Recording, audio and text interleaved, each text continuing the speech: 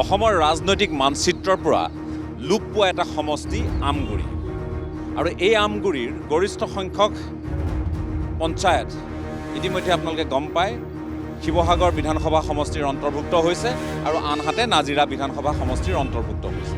শিৱসাগৰৰ 3 সমষ্টিত এইবাৰ কি হ'ব? এজিপিয়ে দিবনে বিজেপি সমৰ্থন? দিব লাগিব, এতিয়া উপায় নাই আৰু অপশ্যন নহ'ব ন। ৰাস্তা পদূলি অলপ খেলি মেলি হৈ আছে, ৰাস্তা পদূলি বেয়া হৈ আছে। ইয়াত ওচৰত দিয়ক ইমান ডেভেলপ হৈ গ'ল, মৰাণ ইমান ডেভেলপ হৈ গ'ল, সোণাৰী ডেভেলপ হৈ গ'ল, শিৱসাগৰত কোনো ডেভেলপমেণ্ট হোৱা নাই। কাৰ পক্ষত নাজিৰা, ডিমৌ, শিৱসাগৰৰ ভোটাৰ? এইবাৰ আমি আমগুৰি সমষ্টিৰ পৰা নাজিৰা সমষ্টিলৈ আহিছোঁ। কি হ'ব এইবাৰ?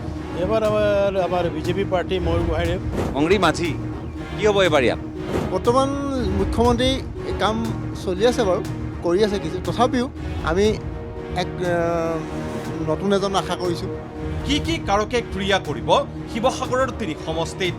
3 সমষ্টিৰ হাতে বাটে অলিয়ে গলিয়ে ND24। কি আপোনাৰ সমষ্টি পৰিলে নাজিৰা? গ'ল সমষ্টি মাৰিলে ৰাখিব আপোনালোকে। এই সমষ্টিটোক 5 বাৰ, এই এলেকাবোৰক 5 বাৰ প্ৰতিনিধিত্ব কৰিবলৈ সক্ষম হৈছে প্ৰদীপ হাজৰিকা।